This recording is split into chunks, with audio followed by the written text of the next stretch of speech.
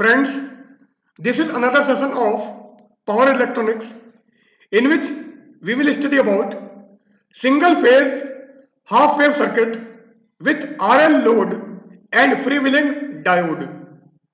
In our previous lecture of power electronics, we have discussed about single phase half wave circuit with RL load. Here, single phase half wave circuit with RL load and freewheeling diode. तो यहां पर load में हमने resistance and inductor लगाया है तथा load के across एक फ्रीव्हीलिंग डायोड लगाया है.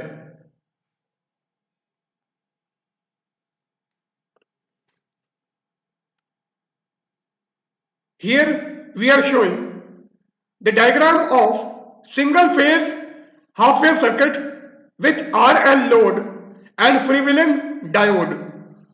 तो यहां पर लोड में एक रेजिस्टेंस, एक इंडक्टर एंड लोड के अक्रॉस हमने एक फ्रीव्हीलिंग डायोड एफडी लगाया है. दिस इज आवर थायरिस्टर और HCR and this is AC source. तो यहां पर एसी सोर्स, ये थायरिस्टर या एचसीआर, ये फ्रीव्हीलिंग डायोड, ये रेजिस्टेंस एंड ये इंडक्टर है. एंड लोड के अक्रॉस वोल्टेज हमने वी नॉट कहा है, जबकि लोड में से करंट आई नॉट फ्लो हो रही है. थायरिस्टर के across voltage VT and thyristor में जो करंट फ्लो हो रही है उसको हमने आईटी कहा है. Source current is IS and current flowing through freewheeling diode is IFD. This is the wave pattern of single phase half wave circuit with RL load and freewheeling diode. So ये जो wave pattern है ये हमारा source voltage, output voltage का जो wave pattern होगा वो ये होगा. आउटपुट करंट या लोड करंट का वेव पैटर्न हमारा ये है. This is the wave pattern of current flowing through thyristor and source current and freewheeling diode के अक्रॉस जो करंट है या फ्रीव्हीलिंग डायोड में से जो करंट फ्लो होगी वो हमारी आईएफडी है, जिसको हमने इस डायग्राम से दिखाया है. This is the wave pattern of the variation of voltage across thyristor. So thyristor का जो वोल्टेज वेरिएशन होगा वो हमारा वीटी है.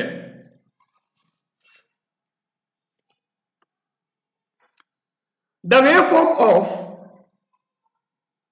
Load current can be improved by connecting a freewheeling diode और फ्लाईव्हीलिंग डायोड और बाईपास डायोड और commutating diode across the load.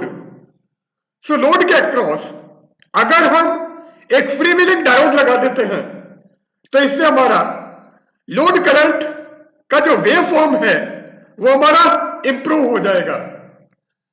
तो डायग्राम से क्लियर है कि लोड करंट का वेव फॉर्म हमारा ये है. अगर फ्रीव्हीलिंग डायोड नहीं था तो यहां पर करंट की वैल्यू हमारी जीरो हो जाती थी, जबकि इस केस में करंट अब जीरो हमारा नहीं हो रहा है. करंट यहां पर कम होता है, फिर इंक्रीज होता है, फिर डिक्रीज होता है, फिर इंक्रीज होता है. तो किसी भी केस में लोड करंट की वैल्यू जीरो नहीं है. जबकि अगर सर्किट में फ्रीव्हीलिंग डायोड नहीं था उस केस में लोड करंट हमको जीरो मिलता था, जबकि यहां पर करंट जीरो नहीं होगा. सो कंटिन्यूस करंट हमको यहां पर मिलेगी.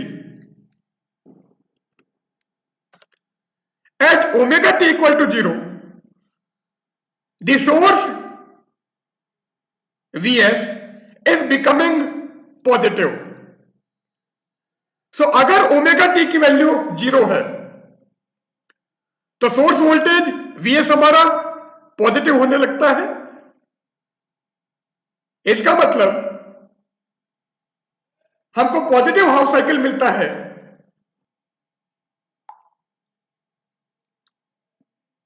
पर क्योंकि सर्किट में हमने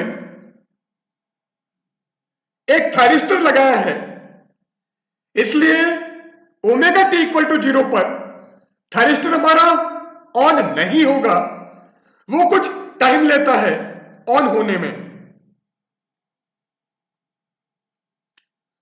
सो at some delay angle alpha, SCR is triggered and Vs appears across load as V0। तो कुछ डिले एंगल अल्फा के बाद में SCR हमारा ट्रिगर ऑन होता है और लोड वोल्टेज हमको मिलना स्टार्ट होती है।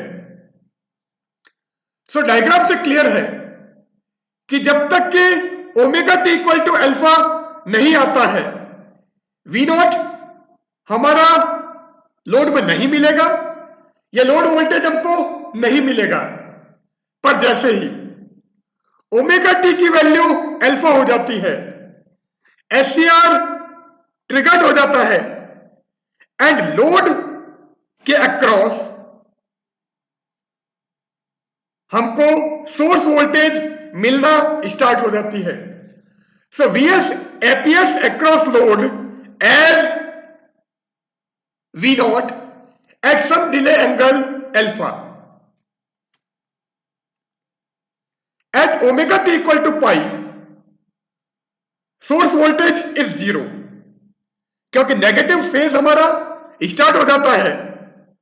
सो सोर्स वोल्टेज Vs हमारा 0 हो जाएगा and after it Vs tends to reverse and freewheeling diode FD is forward biased through the conducting SCR. So I0 is immediately transferred from SCR to FD as Vs tends to reverse biased। तो जैसे ही omega T हमारा पाई हो जाता है, source voltage Vs की value 0 हो जाती है एंड इसके बाद में Vs हमारा रिवर्स बायस होता है and freewheeling diode FD forward biased हो जाता है थ्रू द कंडक्टिंग SCR। इसलिए लोड करंट I0 जो फ्रीव्हीलिंग डायोड के एब्सेंस में 0 हो जाती थी, वो 0 नहीं होगी। So load current is immediately transferred from SCR to FD as Vs tends to reverse biased। So I0 immediately SCR से FD को ट्रांसफर हो जाती है। अभी हमारा डायग्राम था। सो फर्स्ट हाफ साइकिल में ये पॉजिटिव, ये नेगेटिव। सो इस केस में इसके अक्रॉस वोल्टेज जैसे omega T equal to alpha हो जाएगा, SCR हमारा ट्रिगर ऑन हो जाएगा एंड लोड वोल्टेज मिलना स्टार्ट होगी। इसलिए यहां पर लोड करंट I0 भी मिलेगा और जैसे ही ओमेगा टी पाई हो जाता है, Vs equal to 0 and omega T equal to pi के बाद में Vs हमारा रिवर्स बायस हो जाएगा एंड जैसे ही रिवर्स बायस होता है, क्योंकि FD को हमने रिवर्स बायस में लगाया है, तो ये हमारा फॉरवर्ड बायस हो जाएगा और ये कंडक्ट होना स्टार्ट करेगा। इस केस में ये जो लोड करंट है, ये SCR इमीडिएटली FD को ट्रांसफर कर देगा।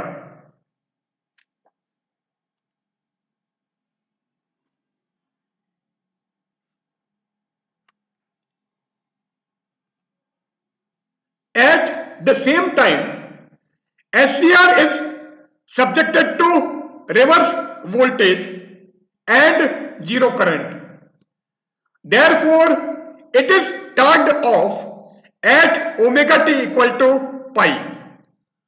So omega t equal to pi पर SCR हमारा रिवर्स वोल्टेज की कंडीशन में होता है और इस केस में करंट की वैल्यू जीरो होती है. Therefore, it is turned off at omega t equal to pi. So omega t equal to pi पर थायरिस्टर हमारा या SCR हमारा टर्न ऑफ हो जाएगा.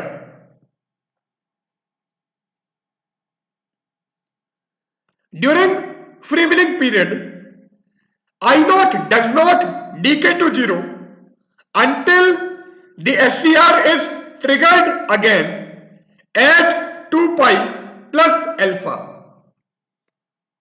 अब अगर सर्किट में हमारा फ्रीव्हीलिंग डायोड नहीं था, उस केस में लोड करंट हमारा डीके होकर जीरो हो जाता था. पर इस केस में फ्रीव्हीलिंग पीरियड की ड्यूरेशन में मीन्स पाई से 2 पाई प्लस अल्फा के ड्यूरेशन में लोड करंट हमारा कंटिन्यूअसली डीके होता है पर ये जीरो नहीं होता है. और जैसे ही 2 pi plus alpha omega T की वैल्यू हो जाएगी तो वापस एससीआर हमारा ट्रिगर ऑन हो जाएगा and load voltage and load current की वैल्यू इंक्रीज होना स्टार्ट हो जाएगी. सो 2 पाई प्लस अल्फा पर लोड वोल्टेज हमारा ये है एंड लोड करंट की वैल्यू ये है. जबकि फ्रीव्हीलिंग पीरियड में मीन्स पाई से 2 पाई प्लस अल्फा ड्यूरेशन के अंदर लोड करंट की वैल्यू हमारी कंटिन्यूअसली डिक्रीज होती है एंड जैसे ही omega T 2 pi plus alpha हो जाता है वापस लोड करंट इंक्रीज होना स्टार्ट करेगी. इसलिए ये वैल्यू हमारी इंक्रीज हो रही है. If voltage drop across FD is zero then load voltage equal to zero. This is during the freewheeling period. So freewheeling diode के अक्रॉस अगर वोल्टेज हमारा जीरो है तो उस केस में लोड वोल्टेज भी जीरो होगा एंड ये जो पीरियड है ये हमारा फ्रीव्हीलिंग पीरियड है. It is clear from VT versus time diagram. SCR is reverse biased from omega t equal to pi to 2 pi. तो थायरिस्टर के अक्रॉस वोल्टेज का डायग्राम हमारा ये है. So VT versus time diagram से clear है कि थायरिस्टर या SCR हमारा omega t equal to pi से omega t equal to 2 pi duration में रिवर्स बायस होता है. So circuit turn off time will be 2 pi minus pi upon omega. So TC equal to 2 pi minus pi upon omega and 2 pi minus pi is pi. So circuit turn off time will be pi upon omega.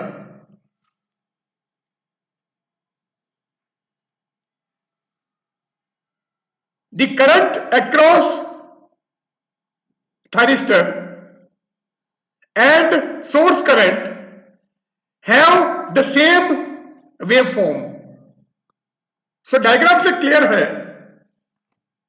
कि thyristor में से जो current flow हो रही है and source current जो है दोनों का वेवफॉर्म आइडेंटिकल है या सेम है.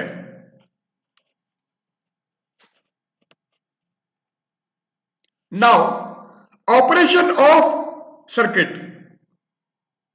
तो सर्किट का जो ऑपरेशन है इसको हम दो पार्ट में डिवाइड कर देते हैं. Mode first is known as conduction mode, and this mode is from alpha to pi. So first mode को हमने कंडक्शन मोड कहा है और इसको कंडक्शन मोड इसलिए कहा है कि इस ड्यूरेशन में थायरिस्टर हमारा कंडक्शन पीरियड में होता है या कंडक्शन स्टेट में होता है. So omega T equal to alpha पर थायरिस्टर हमारा टर्न ऑन होता है एंड पाई पर हमारा ऑफ हो जाता है. ये हमारा वेव पैटर्न था. सो कंडक्शन मोड ये वाला टाइम है जब ओमेगा टी की वैल्यू अल्फा से पाई है. इस ड्यूरेशन में थायरिस्टर हमारा टर्न ऑन होता है या कंडक्शन स्टेट में होता है, इसलिए load voltage and load current दोनों हमको मिलते हैं. Here SCR conducts from alpha to pi, 2 pi plus alpha to 3 pi, and freewheeling diode is reverse biased. So conduction mode में SCR हमारा कंडक्शन स्टेट में है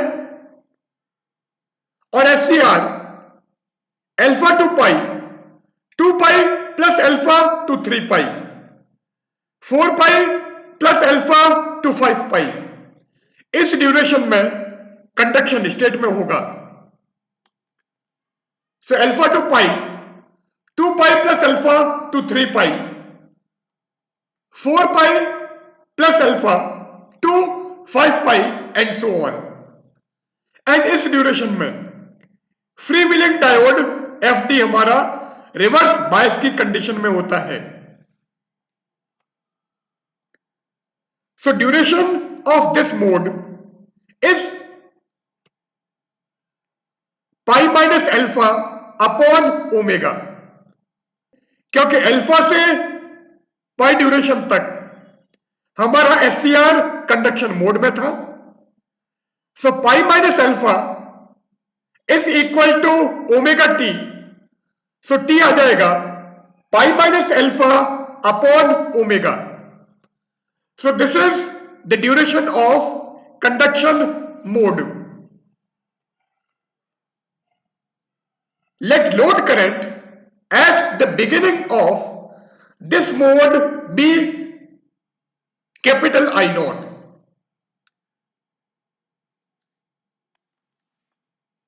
अब कंडक्शन मोड ये मोड है हमारा. इस मोड के बिगिनिंग में लोड करंट हमने कैपिटल आई नॉट माना है. So voltage equation for this mode, इस मोड के लिए अगर किरचॉफ लॉ यूज करके हम वोल्टेज इक्वेशन लिखेंगे तो क्या होगी. ये हमारा सर्किट था. So Vs is equal to VR plus VL and Vs is equal to Vm sin omega t. VR is I naught R and VL is L d I naught by dt. So Vm sin omega t is equal to I naught R plus L d I naught by dt. The solution of this equation is I naught is equal to Is plus It. तो इस equation का solution हमने Is plus It माना है. Here Is is steady state component of load current and It is transient component of load current. So load current का steady state component हमारा Is है, जबकि ट्रांजिएंट कंपोनेंट It है.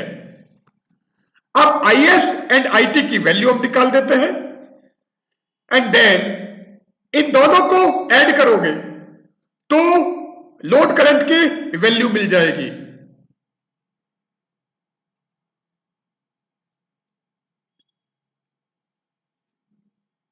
By solving this equation Is is equal to Vm upon Z sin omega t minus phi. Here phi is tan inverse x upon r. X is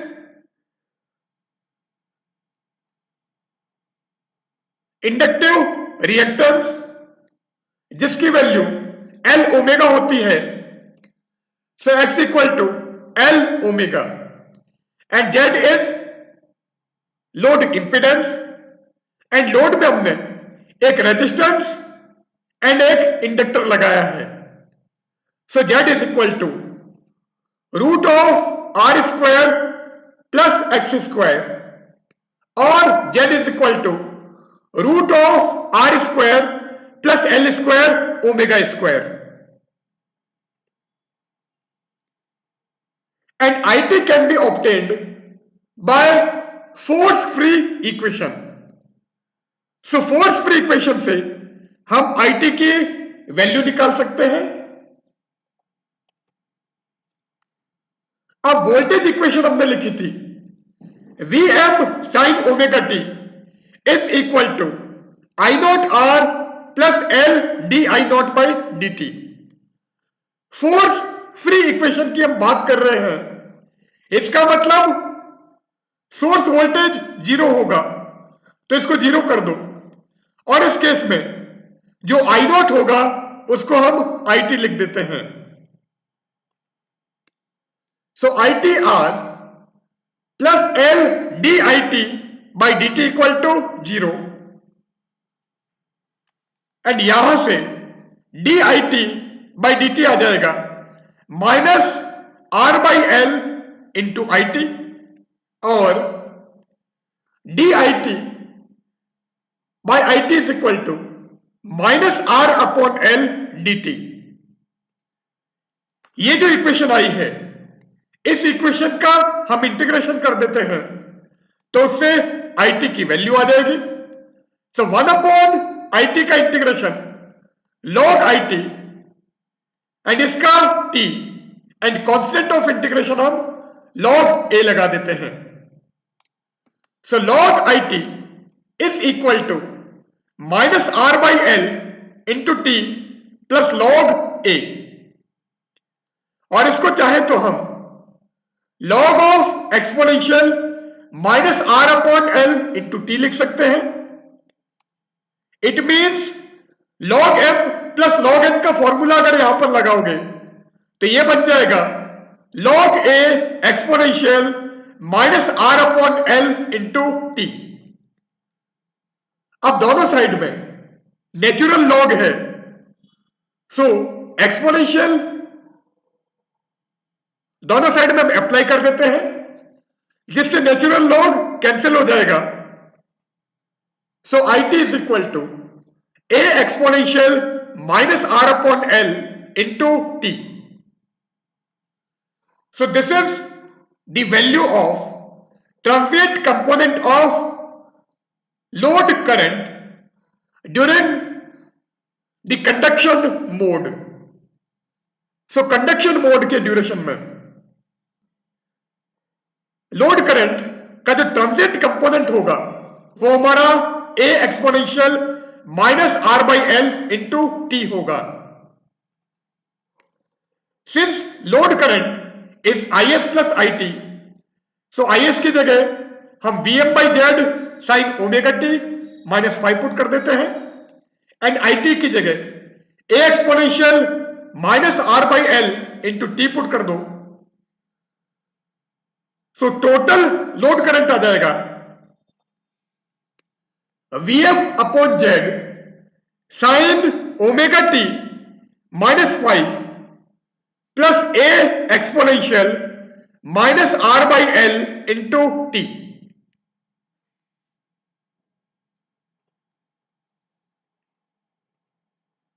now ये value अभी हमने निकाली है, boundary condition apply करते हैं। At omega T equal to alpha और at T equal to alpha upon omega, I naught is equal to capital I naught, क्योंकि conduction mode के स्टार्टिंग में हमने लोड करंट की वैल्यू कैपिटल आई नॉट मानी है। सो ये जो इक्वेशन आई है इसमें ओमेगा टी को अल्फा पुट करते हैं, टी की जगह हम अल्फा अपॉन ओमेगा रखेंगे, जबकि आई नॉट की जगह कैपिटल आई नॉट पुट कर दो। सो ये हो जाएगा capital I naught is equal to V M upon Z sine alpha minus 5 plus A exponential minus R alpha upon L omega. अब यहां से हमको कांस्टेंट ए की वैल्यू निकालनी है, तो पहले इस पूरे को लेफ्ट में ट्रांसफर करो। So A exponential minus R alpha upon L omega हो जाएगा I naught minus V M upon Z sine alpha minus 5, and A निकालोगे। So exponential minus R alpha upon L omega से हमको divide करना पड़ेगा। So A equal to I naught minus V M upon Z sine alpha minus 5 divided by exponential minus R alpha upon L omega, and exponential minus R alpha upon L omega को अगर हम numerator में लेके जाएं तो ये हो जाएगा exponential R alpha upon L omega. So constant A की वैल्यू हमको ये मिल गई है। अब ये जो ए की वैल्यू है इसको हम यहां पर रख देते हैं। So total load current during the conduction mode will be I naught equal to V M upon Z sine omega T minus 5। ये value as it is, A की जगह हम ये पुट कर रहे हैं। So capital I naught minus V M upon Z sine alpha minus 5 exponential R alpha upon L omega into exponential minus R T upon L, और इन दोनों में से हम minus R by L omega common लेते हैं। से हो जाएगा exponential minus R by L omega and in bracket omega T minus alpha. So this will be the value of load current during the conduction mode, that is during the period alpha to pi. So alpha से pi duration में load current की value हम इस equation से देंगे।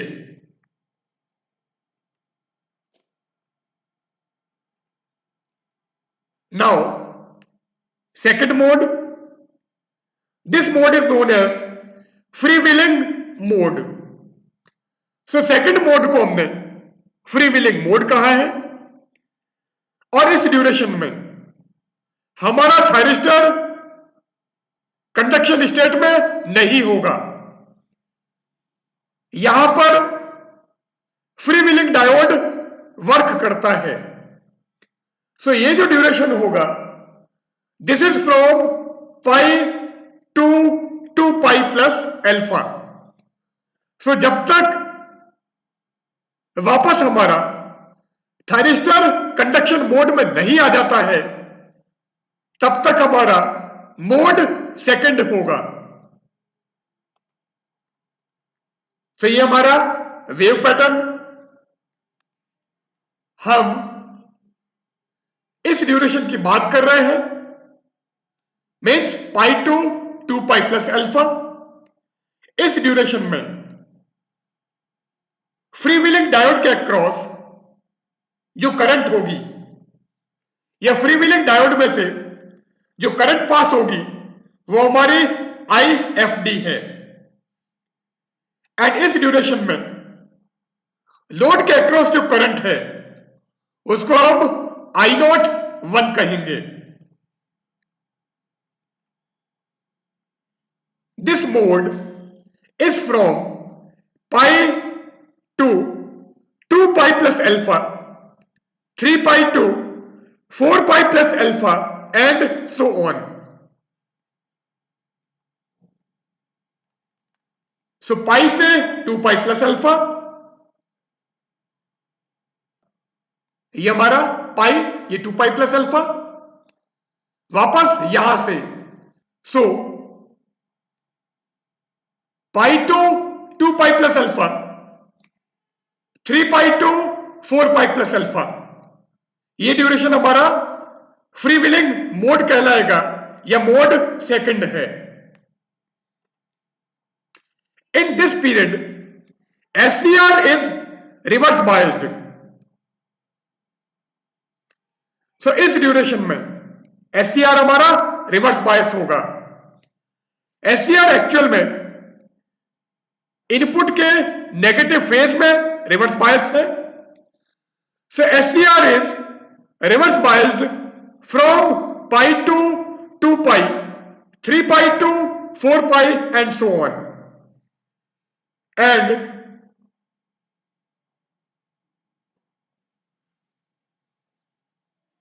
Delay angle alpha के बाद में थायरिस्टर हमारा टर्न ऑन होगा। तो जब तक 2 पाई प्लस अल्फा नहीं आ जाता है थायरिस्टर हमारा टर्न ऑन नहीं होगा, चाहे वो 2 पाई से लेकर 2 पाई प्लस अल्फा ड्यूरेशन में फॉरवर्ड बायस हो। Since we assume that load current is continuous, therefore FD conducts from pi to 2 pi plus alpha, 3 pi to 4 pi plus alpha and so on. अब हमने ये माना है कि load current हमारे continuous है, जो इस डायग्राम से क्लियर है कि लोड करंट कभी भी जीरो नहीं होती है। Therefore, FD conducts from pi to 2 pi plus alpha, 3 pi to 4 pi plus alpha. So हमने ये माना है कि लोड करंट हमारी कंटिन्यूअस है। इसका मतलब FD हमारा पाई से 2 पाई प्लस अल्फा, 3 पाई से 4 पाई प्लस अल्फा, इस ड्यूरेशन में कंडक्शन मोड में होगा। Let at the beginning of mode second load current equal to I01। अब सेकंड मोड हमारा इस ड्यूरेशन में है। इस ड्यूरेशन के स्टार्टिंग में हम ये मानते हैं कि लोड करंट हमारी I01 है। अब ये हमारा सर्किट डायग्राम था। अब इस ड्यूरेशन में थायरिस्टर हमारा कंडक्शन स्टेट में नहीं है।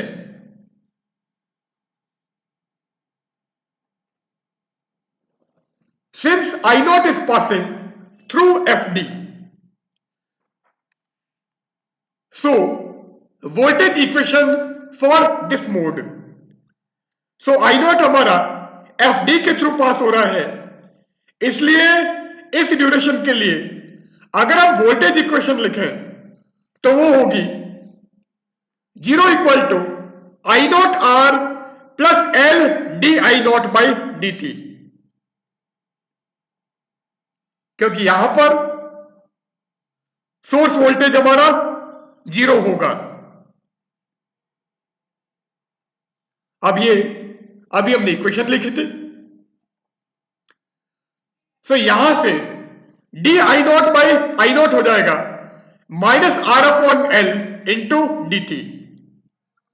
अब इस इक्वेशन को अगर हम सोल्व करें तो आ जाएगा log I naught is equal to minus R upon L into T plus log B, और इससे आई नॉट की वैल्यू आ जाएगी I naught is equal to B exponential minus R by L into T. Here B is a constant, और इस constant की value हम boundary condition use करके निकालते हैं। So when omega T equal to pi means second mode का starting point है, so वहां पर हमने लोड करंट को आई नॉट 1 माना था। So T equal to pi by omega and I naught equal to capital I naught 1। So ये value हम यहां पर रखेंगे। So I naught 1 is equal to B exponential minus R pi upon L omega, क्योंकि T की जगह हमने pi by omega रखा है। So I naught 1 is equal to B exponential minus R pi upon L omega. अब यहां से अगर बी की वैल्यू निकालें तो बी आ जाएगा I naught 1 exponential R pi upon L omega. तो ये जो बी की वैल्यू है ये हम यहां पर पुट कर देते हैं। सो लोड करंट की वैल्यू हमको सेकंड मोड में मिल जाएगी। So I naught is equal to capital I naught 1 exponential R pi upon L omega, जो हमारा बी था हमने यहां पर रखा है। सो ये वैल्यू एज इट इज हमारे पास में है। So exponential minus R T upon L, और इन दोनों को अगर एक साथ में लोगे so I naught is equal to I naught 1 exponential minus R upon L omega omega T minus pi. So this will be the value of load current in freewheeling mode या freewheeling period। So freewheeling period में load current की value हम इस फॉर्मूले से देंगे। Now average load voltage. So average load voltage V naught equal to 1 upon 2 pi integration alpha to pi Vm sin omega t d omega t, and sin omega t का integration minus cos omega T. So Vm upon 2 pi minus cos omega T, limit of integration alpha two pi. Negative consider करने के लिए पहले lower limit लोगे and then upper limit लेंगे। सो Vm upon 2 pi cos alpha minus cos pi, and cos pi is negative 1, so minus of minus 1 plus 1 हो जाएगा। So average load voltage will be V M upon 2 pi 1 plus cos alpha. Now average load current, average load voltage आ गया है, इसको हम are से divide कर देते हैं, सो एवरेज लोड करंट आ जाएगा। So average load current equal to average load voltage divided by capital R, and average load voltage is Vm upon 2 pi 1 plus cos alpha. So average load current will be Vm upon 2 pi R into 1 plus cos alpha.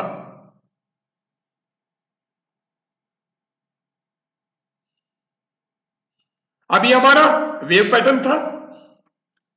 अब इस diagram से clear है, since I naught is contributed by FCR from alpha to pi, 2 pi plus alpha to 3 pi, so the wave shape of IT is identical with load current during this period.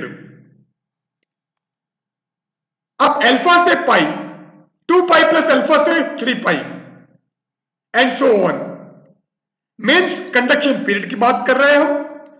So conduction period में आई not हमारे HCR के कारण है या thyristor के कारण है, इसलिए थायरिस्टर का जो करंट होगा या थायरिस्टर में से जो करंट पास होगा वो इस ड्यूरेशन में लोड करंट के आइडेंटिकल होगा। सो थायरिस्टर में से करंट हमारी ये पास हो रही है and load current conduction mode में हमारी ये है। सो ये वाला पैटर्न और ये वाला पैटर्न दोनों आइडेंटिकल होंगे। Also load current is contributed by freewheeling diode from 0 to alpha, pi to 2 pi plus alpha and so on.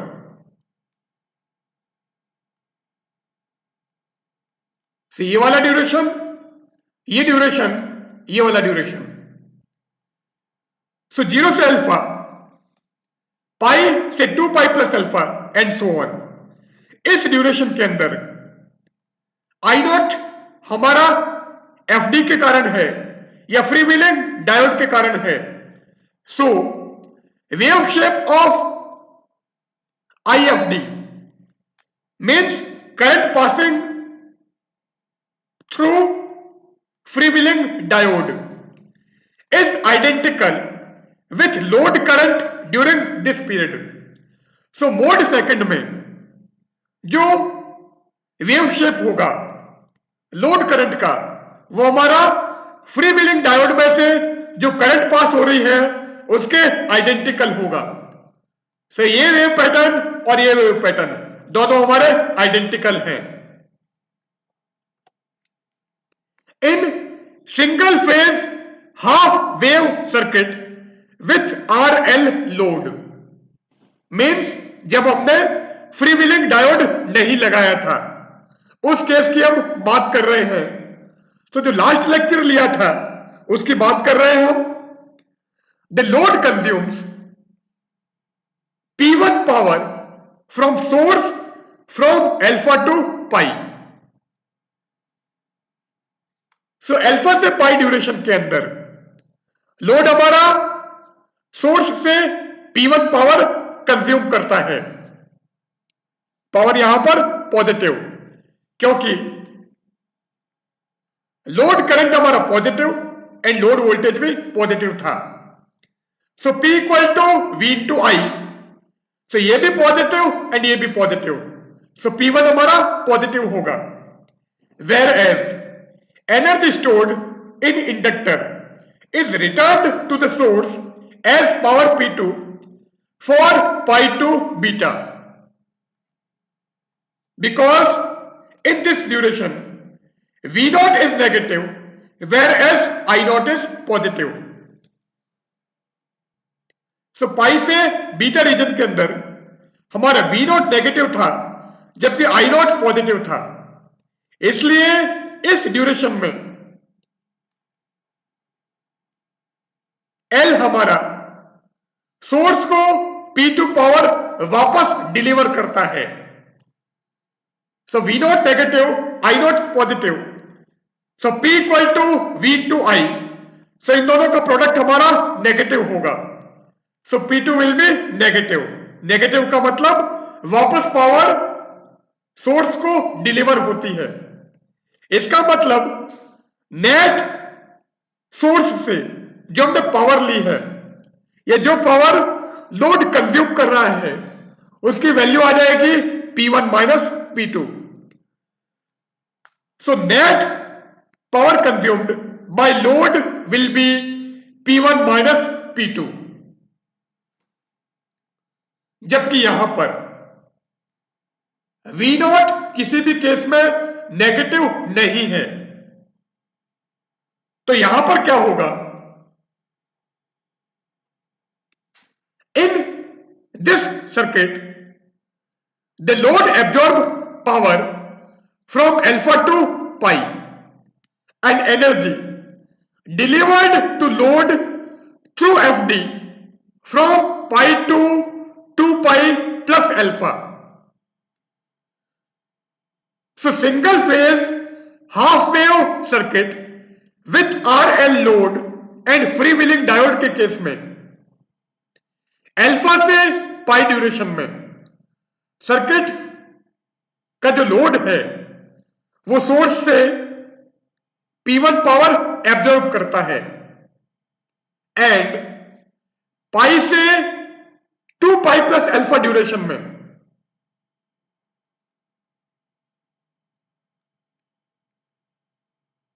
Energy हमारी एफडी या फ्रीव्हीलिंग डायोड के थ्रू डिलीवर होती है। सो दोनों केस में पावर हमारी पॉजिटिव है। So power delivered to load for the same firing angle alpha is more than FD is used। so ये वाला जो सर्किट है हमारा single phase half wave circuit with RL load and freewheeling diode, इस case में same firing angle alpha के लिए load को जो पावर डिलीवर होगी वो इससे पहले वाला जो सर्किट था जब केवल RL लोड था, फ्रीव्हीलिंग डायोड नहीं था, उस केस में जो पावर डिलीवर हो रही थी उस पावर के कंपैरिजन में ज्यादा पावर डिलीवर होगी, क्योंकि यहां पर दोनों पावर हमारी पॉजिटिव है तो दोनों ऐड हो जाएगी। जबकि इससे पहले वाले लेक्चर के अंदर पाई से बीटा बोर्ड के अंदर, ये पाई से बीटा रीजन के अंदर पावर वापस सोर्स को डिलीवर होती थी, इसलिए नेट पावर लोड को P1 माइनस P2 मिलती थी। Input power factor is power delivered to load divided by input volt ampere. अब यहां पर power delivered to load is greater than the power delivered to load in our previous lecture। So input power factor can be improved by using freewheeling diode। So freewheeling diode अगर हम circuit में लगाते हैं तो input power factor हमारा improve हो जाएगा। Now advantage of single phase half wave circuit with RL load and freewheeling diode। Input power factor in this case is improved। Input power factor हमारा improve हो जाता है। The waveform of load current I naught is improved। क्योंकि load current हमारी I naught 0 नहीं होती है, सो load current I naught का वेवफॉर्म भी हमारा इंप्रूव होता है। The load performance is better। Freewheeling diode circuit में लगाने से लोड परफॉर्मेंस हमारी बेटर हो जाती है। यहां पर हम हमारा लेक्चर एंड करते हैं। यहां पर हमने single phase half wave circuit with RL load and freewheeling diode के बारे में स्टडी किया है। So good bye.